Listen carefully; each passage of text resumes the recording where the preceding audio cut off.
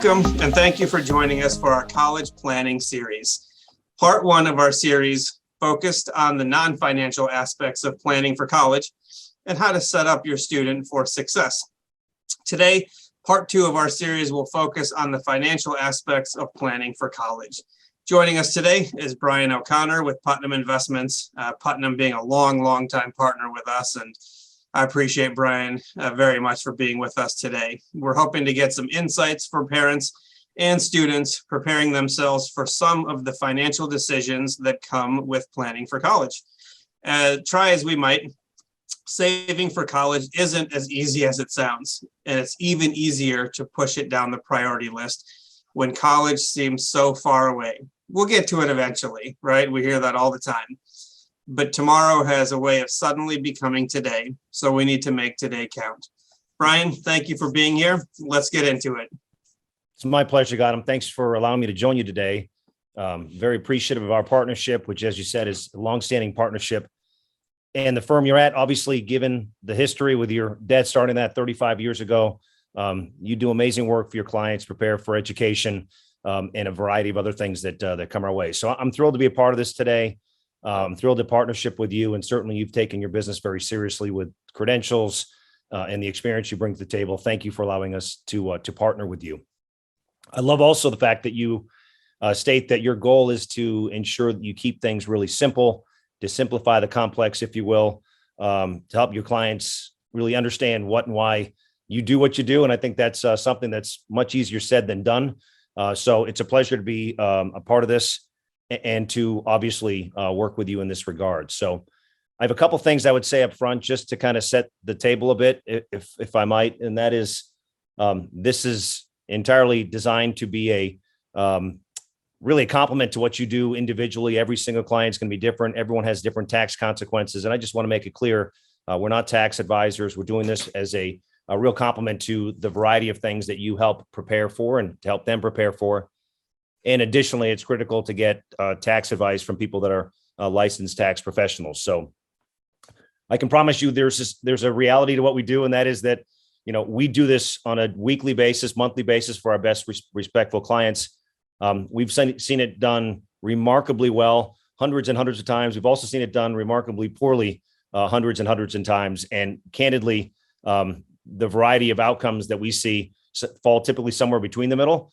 But I think you made it really clear. What seems like a long way down the road is going to be here very, very quickly. And I think the most important thing I would start with is the fact that planning is not just important, it's critical, because there's a number of things that need to be done in advance of the actual determination of the college itself and when you're going to send those kids to school. So a few things I would start with in terms of our discussion today will be really the fact that we need to determine how we in fact finance that education. The second thing we'll discuss is what steps we need to put in place for the action plan. And that is for the children that are now entering high school. There are some things that should be done as they enter their freshman year, and then accordingly into their sophomore, junior, and certainly senior year in school. And then how do you make the most out of college savings? Really optimizing the decisions you make, which would include loans, which would include the variety of scholarship and merit opportunities, and then how in which you plan on that will have a definite impact on the situation itself. So if we can do that, Adam, I think we'll get through this and have a very constructive dialogue and make certain that everybody leaves better than they arrived. So a few things I'd say up front, and this is the biggest challenge that we deal with really with respect to college, is the fact that college is getting far more expensive. And when I say far more expensive, it's considerably more expensive in terms of outpacing inflation. So unless your money is growing greater than the inflation rate, which we know inflation has picked up more recently, you need a real plan. And that also includes the reality that most people don't have cash sitting on the sidelines. In many cases, it's going to involve debt. And the debt, in this case, of the last 10 or 12 years, has more than doubled. It's a really enormous problem for our society. And it's something that we always look at very carefully with respect to the students and for the parents and families that are preparing their students for school. The second thing is, given the fiscal and monetary issues we have in our country, the fiscal and monetary policies have also accelerated. And to that end, financial aid has decreased by about 25% over that same time frame of the last 10 or 12 years. And for that reason, even more important for the planning that we do. For those that have children that are interested in private education versus public education, you look at somewhere in the vicinity of about $200,000 versus the public education, which is about, somewhere in the area about $100,000 over that 4 years. And again, that's just a generic statistic. I can tell you my experience is that I've got a daughter in college and going to a private school here in about 3 weeks, and that number dwarfs the national number. And unfortunately, I'm not uniquely able to say that. I think there's a lot of people that may be tuning in here that would have that same challenge. But it's all in light of the fact that we know if we work hard and we do the right things for our kids and grandkids and those that are important to us, the benefit is there's a considerable increase in their annual expected earnings. And with that, they'll also have the benefit over a career, in essence of $27,000 more per year. If you work through your career, it's likely in the area of about $1 million more that you'll have as a result of making that college education important for you and your family. So, while it's clearly a challenge with the cost of education going up and inflation going up, we can see that if done properly, certainly worth the effort for the vast majority of people that determine that to be a really important goal of theirs. Now, here's the toughest part about it, because the financing aspect of education is one that comes with an abundance of difficulty. Certainly from a standpoint of where we sit, there's an enormous amount of really pieces that go into this determination. Really, the cost of attendance really comes into, the financial aid, if you will, taken away from the top line dollar amount to send to school, really comes down to what you yourself need to plan or prepare for. And that'll come into a variety of places, whether it's the dedicated 529 college savings accounts, to specific loans, some of the guaranteed loans from the government or private loans. It could be scholarships, which are available in a variety of places. And as well, not to forget about the child's education costs being funded to some degree by them if they've worked and have a summer job. Things like that go into this puzzle, if you will, that we're working hard to put ourselves in a better place to assemble. And let's not forget, too, that if you don't do this, there's the biggest challenge with the amount of debt that the child or parents or family collectively has to concern themselves with. So we'll get into a little more detail of each of these places, and specifically where there's some real ways to optimize the outcome with this puzzle that we discuss. Now, just to get a bit of perspective on this, the biggest thing that we see is if you look at the darker blue and then the slightly darker yellow, if you will, the fact that between the parents' income and savings and the borrowing, mom and dad or family specifically is responsible for more than 50% of this cost. Now, along with that, you still have some pretty considerable amounts, and that is, loans for the student. Certainly, we're hopeful to get scholarships and grants, but, ultimately, when it all comes down to the realities of this, is that most families feel so enormously interested in supporting that child. A lot of times people take money out of savings, and in some cases, retirement savings. And the challenge for that, as we see almost every day, is that you can typically get a loan for education. You can't always get a loan for retirement. In fact, I would tell you comfortably, you cannot get a loan for retirement. So this is really that much more critical with respect to people living longer, and in many cases, spending more years in retirement and having, obviously, the challenge of having funded or partially funded education with the retirement savings. That tends to lead to a really terrible outcome for so many people that have gone through this path. So really important to understand the perspective. Let's get into some of the specific options specifically for the individual families. So up front, we're going to talk about what we call 529 plans. 529 is the code of the IRS letters that allow us to put money aside for education costs in a very tax beneficial manner. We'll talk a little bit about custodial accounts, which are more typically referred to as uniform gift to minor or uniform transfer to minor accounts. And then last but not least, the Roth IRA. And there's some benefits and detriments to each of those. We'll spend just a moment or two talking about this. But again, really important, I share with you the fact that they all have different consequences, and be sure to take both the advice and counsel of Balanced Financial, as well as obviously the CPA or tax advisor. Most optimally 529s tend to be the vehicle of choice. And there's a few reasons why. You control the account as the owner, which can be changed from a beneficial standpoint very easily. So in my personal example, I have a daughter, as I said a moment ago, that's going to college here. And I'm thankful to say that she has worked real hard academically, and she's found that there are some benefits to getting some grants and some merit scholarships. We're thankful to know that while we put a lot of money aside, had this not happened, we wouldn't have had enough money in this account for my daughter. Now, the benefit there is that my daughter has a younger brother just 3 years behind. The benefit here is that she can then have those assets that I control move to her younger brother, which I can utilize for his education needs as he needs them.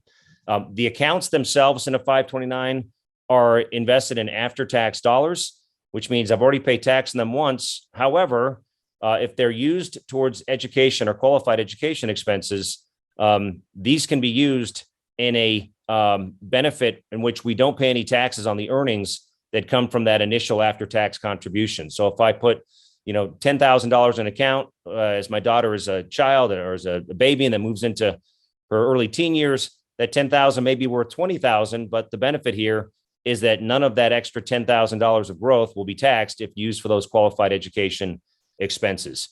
You're allowed to put in this case here, 5 years of contribution, which is $15,000 per year.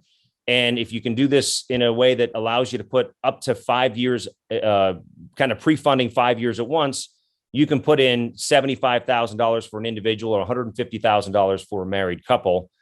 Federal financial aid, we'll talk about in just a moment, is beneficial as opposed to being an asset of the child. And this can be used for any qualified expenses, which is tuition, room and board, apprenticeship programs, and other qualified expenses, and can be used for children under the age of college. They can be K through 12 now, which was an addendum that was added just a few years ago. So if you determine that, the children could be used or could be using this money for grammar school or middle school, it also qualifies as well for up to $10,000 per year.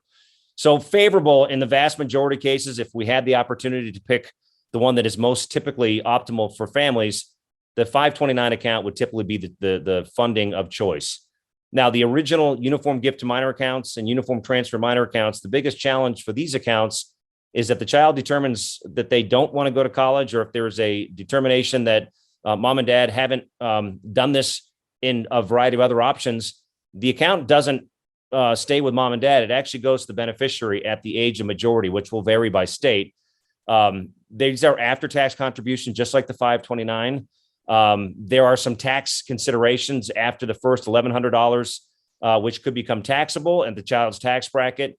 And then once you get above the next $1,100 is taxable at the parent's marginal tax bracket, which really is a much less efficient way to educate those kids or put money aside for education costs. Contributions are much lower than what you'd have with the 529, which you can pre-fund up to 5 years. It's $15,000 for individuals and $30,000 for married couples. Federal financial aid is much less favorable. It's considered an asset of the child, which is a larger part of the calculation for financial aid or funding. And then funds must be used on behalf of the minor. You can't move that to another child. You can't do the things that you could potentially do within that 529 account. And then finally, the Roth IRA. The owner of the account obviously is going to be, in most cases, if the child has earned income, they can establish a Roth account. Mom and dad don't have the same benefit of managing those assets the way they do in a traditional 529. Assets can be withdrawn without tax and penalty, but for education expenses, there's a benefit that does help you without any tax penalty, but there's also a challenge with respect to the amount of money you put aside. Those contributions are obviously going to be lower. You also have a limit to what you can put in. And again, this is designed for typically retirement and not designed for education. It's less favorable, but again, it's still an option that some people have utilized for education for the reasons that it's just another option that may be of interest, but probably not as optimal as that 529 account. Financial aid is very tricky, and I'll be clear. The toughest part about financial aid is that there's a variety of different factors that come into play with financial aid, some of which is tax returns from prior years to see if your qualification specifically for that financial aid form. It's the free application for federal student aid. It's called the FAFSA form, which is what you'll hear and see more optimally for you, one that you want to know really, really well. So it's going to look at a variety of asset tests and income tests, and will give you a variety of ways in which you can manage this in such a way that you will not have as many challenges if managed properly. Again, it'll be important that you work with Gautam, and the reality of this is be very cautious in how you take income, be very cautious on how you manage your non-education accounts, because it'll all go into the calculation specifically for that financial aid funding that is through this FAFSA form. There is an expected family contribution, what they do expect the family to add to their education expenses or needs, as well as one that is used for the child. And obviously the slide in front of us will show you the parents' assets are more favorable versus the child's assets, but in some cases it needs to be looked at very closely, because the parents will obviously in most cases have more money than the child. But again, there needs to be a real understanding of what that base year will be for calculating that financial aid funding, because again, it's going to be determined by the prior year to the tax filing deadline. So the example here would be for 2020 returns for that child that's entering school this fall, as my daughter is. They go back and look at your 2020 tax return, which was filed in 2021 as of April, and then they're going to use that as a determinant for the student entering, in this case here, in 2022. It's also really important to understand that if there is a financial transaction, incentive stock options, or some sort of windfall that you wouldn't traditionally have, it would definitely be important to have that conversation with a tax advisor, specifically to how and why you'd want to defer that potentially, or determine other funding options specifically to keep you from reduction in that federal funding from a financial aid standpoint. So let's get into a couple of other things. There's one other thing that would be important in terms of the financial aid. There's a number of schools, about 300 schools right now, that add another, what they call a CSS profile, which stands for College Scholarship Services profile. This will be an additional overlay for those that look beyond the traditional FAFSA form. And that will include a variety of other things, such as home equity lines, business income, if you have separate LLCs. It will be a variety of things, but it also could include medical expenses. So it's an additional overlay, if you will, on top of the traditional financial aid form. This will be a little bit more likely in the private schools, if the children are looking at private schools versus public schools. And a lot of it's determined because of schools themselves having aid that they will determine appropriate for those looking to attend their university or their college. And in some ways, they'll say, we don't necessarily need or want to be giving money to folks that may have other circumstances that may allow them to attend more easily than those that may not have those circumstances. So for a lot of reasons, it's even more important if you're looking at attending a private school for that CSS profile. There's good news that comes from this, and that is that the FAFSA form and then some of the other respective questions that could be asked will be getting a little bit more simplified, a little easier for us. In 2024 and 2025 school year, there'll be an easier process rather than 100 questions. It's, I think, somewhere near about 31 or 32 questions. There'll be some benefit here with some non-parent owned 529s. So in some cases where those 529s now are owned by mom and dad, there's no income test or income penalty for grandparents or aunts or uncles or others that are not parents. And for the other thing is that for people that have multiple children that are in that same age bracket where you may have a secondary child that's in college at the same time, there'll be no advantage for families with a couple of students at the same time. And that, to the other end, would also not benefit if you have children that are qualifying for some of the funding for 529s in pre-college education. So in grammar school or in high school. So again, not that the CSS is going to be critical in every case, but something else to concern yourself with based on the way that that's calculated as well. So now that we understand the need, the cost, and certainly the funding options, there's a few things that are a little bit tricky with respect to your college loan options. As I said, you can always get a loan for college. You can't always get a loan for retirement. And it's really important to understand the fact that there are a few options specifically within this loan discussion. There are subsidized loans, which are needs-based.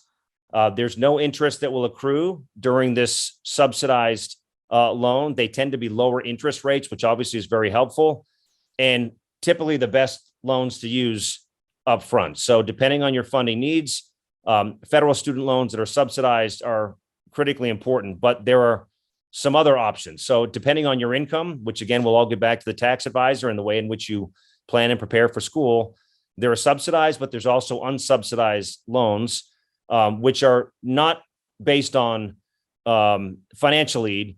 But if it's not based on financial need, some of these loans will be less beneficial in the sense that they'll be accruing interest immediately. There's no cosigner needed or involved. So for a student to take that out, they typically don't need to have mom or dad or another family member cosign for that. And depending on that FAFSA form, the amount to borrow is between $5,500 and about $12,500 right now. And one other less than perfect reality is just like a mortgage, you'll have an origination fee. So typically around 1% of the amount borrowed. Again, you have to watch fees as much as you can, because again, it all adds to the bottom line and what you absolutely have to worry about specifically to that repayment plan.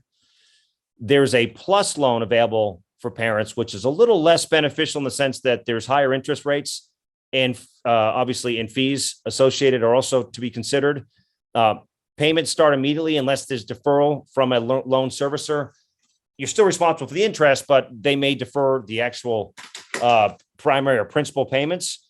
It's not based on financial need as well, which is good for a lot of reasons. Some parents that may have a slightly higher income may have a lot of other associated costs, like other children in school or costs associated with a variety of other realities that exist. There's no limit to the amount you can borrow with respect to this, unlike the traditional federal student loans within that range of $5,500 to $12,500. But they are still going to look at the cost of school. So if the tuition and expenses are $25,000, you get $7,000 or $8,000 in financial aid. You can't go beyond the $18,000. They're going to give you more opportunity, but you're still going to have to keep that within the amount of education costs associated with that student. You'll need to pass a credit test or credit check because they're going to look at the repayment probability and the challenges that come with some people that have lower credit scores. But it's also nice because with this Federal Plus loan, you can also use that for postgraduate and professional students beyond the traditional education, four-year education. The last of which is the least beneficial, but one that is a reality for a lot of families, and that's private loans. Generally, the interest rates go even higher than the Federal Plus loans, which are higher than the traditional federal student loans. There's a variety of different repayment periods or variability of rates in which you can pay these back. The student is traditionally the primary borrower and the parent is the cosigner. So the parent is responsible, as we mentioned before, with respect to credit checks, very important with respect to how they approach this. There's no federal forgiveness for responsibilities. If the parents file bankruptcy or the child, has a circumstance, there's still a reality that this is a binding loan agreement, and that will need to be repaid for all the right reasons. Death, disability sometimes could be a benefit in the sense that they may have it a deferment or may have a forgiveness, but you can't depend on that. In many cases, that will still be intact, even if there is a death or disability for the student or for the family that is responsible for that loan. So again, not that it's easy. The very significant benefit of the federal loans is that they're easy to get your hands on. They're not as sizable as you can, in many cases, need. The Federal Plus loans are beneficial with a higher the typical interest rate.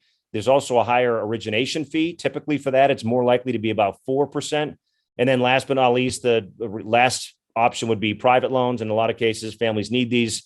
The least beneficial, but certainly still important for those that have a demand or a need beyond the first two.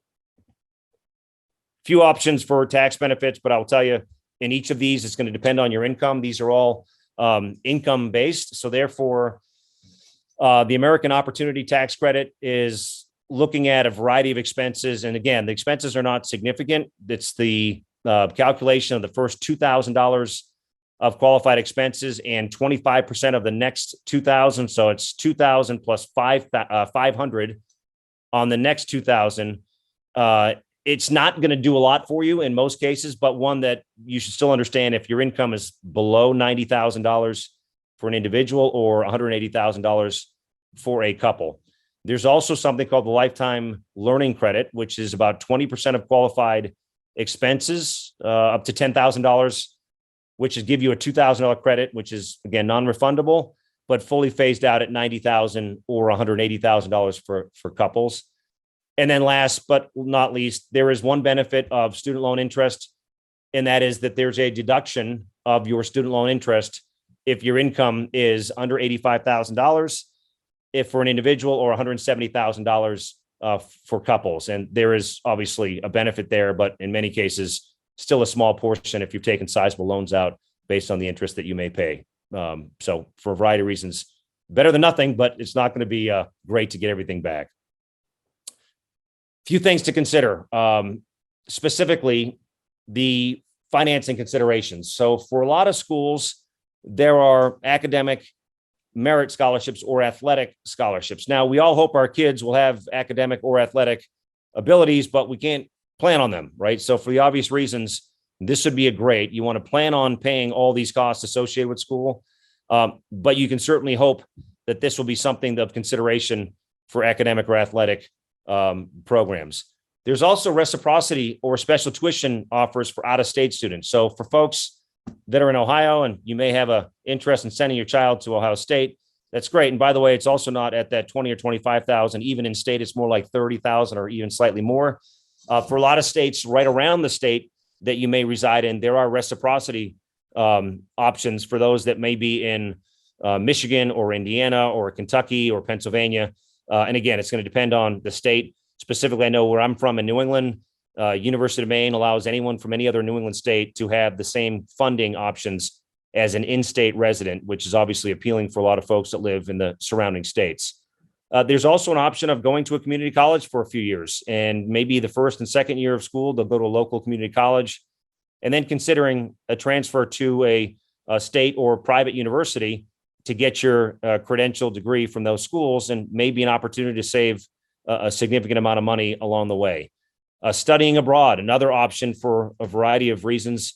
Many of the countries outside the U.S. have a much lower increase in tuition costs than what we have in the United States. And there's some very well-respected institutions in other countries that may allow them to study abroad, get some real experience outside the U.S., which is highly desirable for a lot of companies and a lot of individuals that may want to get that, more diversified experience.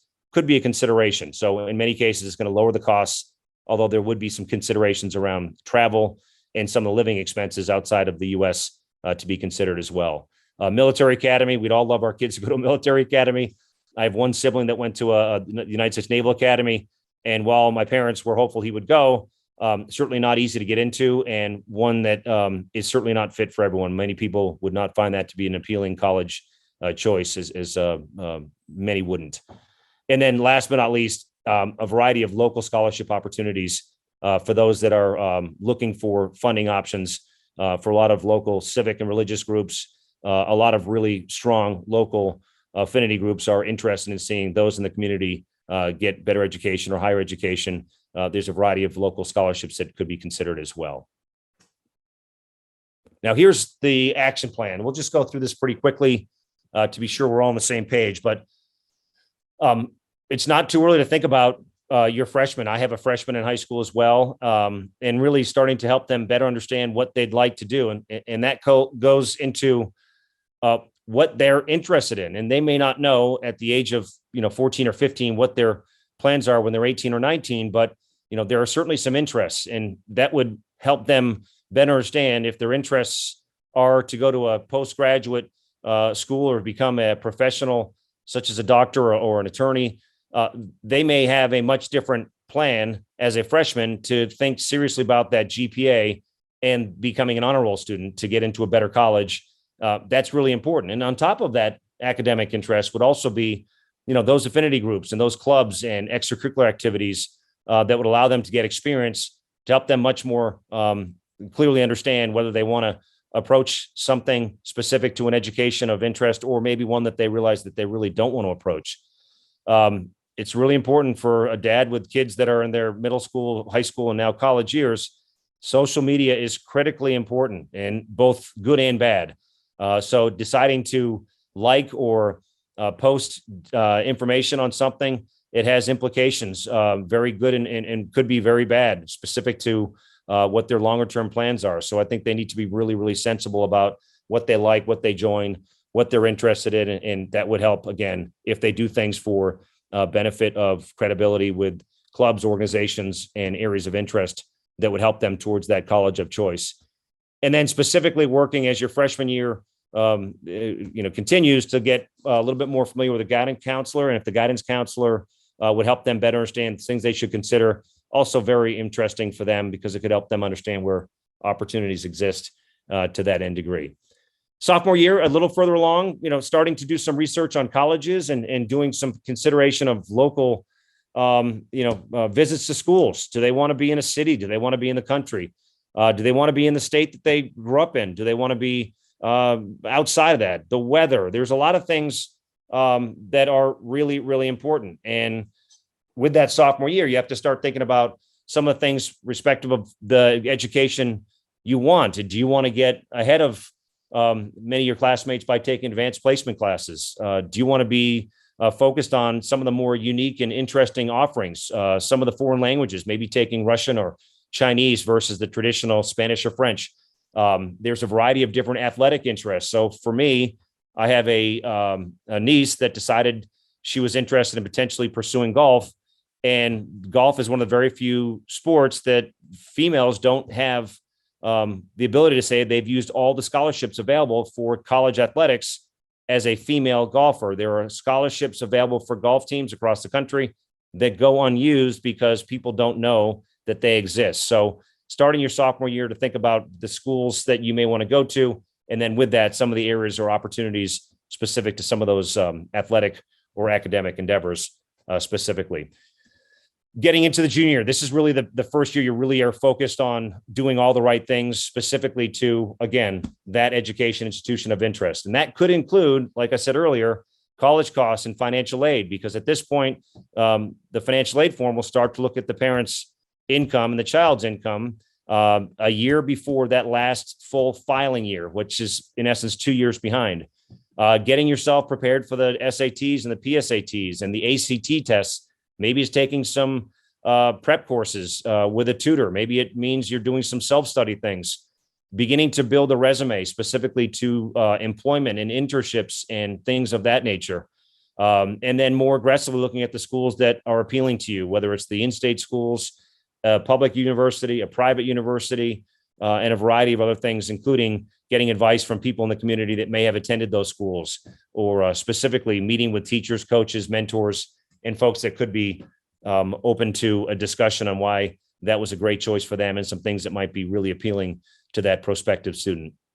Last but not least, if you are an athletic, have athletic abilities, to start pursuing discussion or dialogue with coaches, because if that's the case, a lot of these coaches won't know of you, with many of those students having to reach out to those coaches to provide game film and things of that nature to help them better understand why they could be of consideration for that scholarship.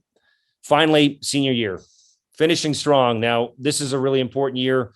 Granted, you're getting down to crunch time and then looking at your common application, all the specific benefits of potentially even considering another SAT in the fall.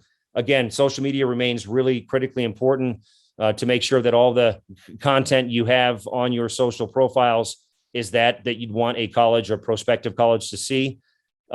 Presence with respect to maybe considering LinkedIn, which is designed, unlike some of the social media networks that aren't geared towards professional designations or professionals themselves, LinkedIn could potentially help you outside of the social presence, getting into professional presence and considering some of the benefits of a LinkedIn profile. Applications should be going in early decision and get in very early. There are some requirements there to the school has all the transcripts and specifically with this, all the scholarships that are available, because in many cases, the earlier you apply for these scholarships, the better off you'll be. College lists should not be extensive to 30 or 40. It should be ones that are realistic and rational. There should be some safety schools. There should be some even match schools. And then there should be some schools that are there for potential reach. For a lot of people, these would be places you'd love to go to, but you may not have an easy time getting in. Those should be a school or two or three that potentially, if all things fall into place, you could consider as reach schools. Last but not least, keeping track of all of your financial aid forms, all of your CSS profiles, and making sure that they're all in on time, because there are very strict and hard deadlines you'd have to establish or have to get these bits of information, and otherwise you potentially could lose out on some of those scholarships or some of that funding. So really, really important to consider that. Last but not least, a few things just to kind of close things up here before I hand it back over to you, Gautam. The college savings investments are going to obviously change and vary based on the needs that everybody has. The most important thing that I would tell you is that the benefit of having time is the most important benefit. Just like IRA accounts or retirement accounts, the sooner you start, the better off you'll be. Your annualized return for those investments does not have to be so high that you have to take exceptional risk. And in most cases, that's the worst thing we could do, is take too much risk in an account that would be designed to help our kids go to school or grandkids go to school. Considering the different accounts and what makes most sense specifically to 529 or UGMA or UTMA accounts, or even considering some of the other accounts like the Roth. The benefit of what we think is most optimal is having the control of the account in that 529 account and having the benefit with other children that could be considered for assets if they're not entirely used by the oldest of the children. To me, a much better opportunity in a 529 versus some of the non-529 options. Any of the distributions from the Coverdell education savings accounts before 529s, the problem with some of these other accounts, as I mentioned earlier, is that they just don't have the same opportunity to fund as much, and likely not allow you to get the dollars in the door that you need for education. But again, something to be considered as a part of the overall complement to your education needs. And then a couple of things that might be of interest: if tuition payments are made directly to the college or university, they don't typically get considered for federal tax purposes. Again, have to consult with your tax advisor specifically to your situation and your need. Off-campus housing, you can't have off-campus housing if you are using this for school that exceeds the cost of on-campus housing for that student, for their room and board. That's something that you want to be careful. All of these accounts that are provided for benefit of education. Mom and dad can't buy a skyrise penthouse apartment around the corner from the university of their child and use that rent consideration for the child. It's going to be within the realm of what that education is charging you. There may be some penalties, specifically if you're taking money out for non-qualified expenses. So if it's not for that tuition, room and board, there'll be some not just associated costs associated with that, but also some potential tax considerations. Make sure that you look at non-parent owned 529s. Do have some planning involved, whether it's a grandparent or other people. There again, there are some look back provisions that need to be considered. And even for those people that might think that their income is too high for financial aid funding, there are still a lot of non-income required financial aid benefits for people that are looking for merit scholarships. So I'm thankful to have some merit scholarships for my daughter, and regardless of the income that our family has, they're critically important. You have to fill those out in order to get the merit scholarships, or they're not given to that student. So important to fill that out regardless of your personal income situation. There's a few resources here that are available to you. There's some websites that you could specifically look to get more information from an education standpoint. There are some tools as well as a couple of really appropriate and really extremely helpful links to some educational articles from where we sit. The best one that I've used is called savingforcollege.com. Really, really good, very comprehensive, and one that we think is very, very helpful, but they're all good in their own way. Last but not least, specifically to our presentation, again, this is designed for informational purposes only. It's not designed to be financial advice or tax advice. For that, you'll have a great network of professionals through Gautam and Balance Financial, and you'll have the ability to work through the professionals in your community. So with that said, I'm going to hand it back to you here, Gautam. Let you take it from here, and we can finish with any continued conversation you'd like to have here. Thank you. Well, Brian, I appreciate you being here. Just taking notes here and a couple of takeaways. I mean, college is one of the most expensive things we will ever pay for. As we saw on the one slide, there are a lot of financial pieces of the college funding puzzle. There's loans, there's scholarships, gifts, savings, work study. Not all apply to or make sense for individual circumstances, but for parents out there, make sure you cover your bases and consider all options. We talked a little bit about scholarships. There are organizations who would love to give money away for education, but no one applies. So make sure you look for all scholarship opportunities and don't pass up on applying for one because you assumed incorrectly that you don't qualify. There were a handful of scholarships I remember my brother getting simply because he applied. There's money out there, go get it. Loans. No one likes to borrow money. Nobody likes to owe anybody money, and the last thing we want to do is go into further debt. But loans help us afford bigger expenses. Loans are typically in forbearance while the student is in school, no payments, but still accruing interest. But this gives parents a few more years of saving for retirement, and then they can potentially help with loan payoff after graduation. I like the idea of loans for helping as one of the pieces for that funding puzzle. Tax credits and deductions can go a long way to cutting down costs by getting back some of the money you already paid. So talk to your tax professional about what you may be eligible for. Some things, they're very easy to miss, but at the same time, that's also money that's very easy to get. So make sure you talk to your tax professional about that. The one thing I learned actually was 529 accounts owned by a non-parent, grandparent, aunt, uncle, etc., are not counted as an asset for financial aid. That means if you have relatives willing to contribute to a 529 account, it may be worth opening a separate account instead of everyone adding to the same account. Now, that could change any time as rules evolve. And yes, that goes against everything I've ever said about having fewer accounts. But in this case, it could mean getting more money in financial aid. Speaking of 529 money, the list of what's considered a qualified expense is now much longer now, including, as Brian mentioned, off-campus housing and expenses up to the same amount that the school would charge for on-campus room and board. What does that mean? It means you can rent an apartment and use 529 money for it. You can also use 529 money for K through 12 private school tuition, as well as potentially using the money to pay down student loans. Tax benefits of the 529 account aside, it may not necessarily be a good fit for everyone and for what you're thinking, your child might do, but it is a strong option and becomes stronger yet as they continue to change how we can use that money.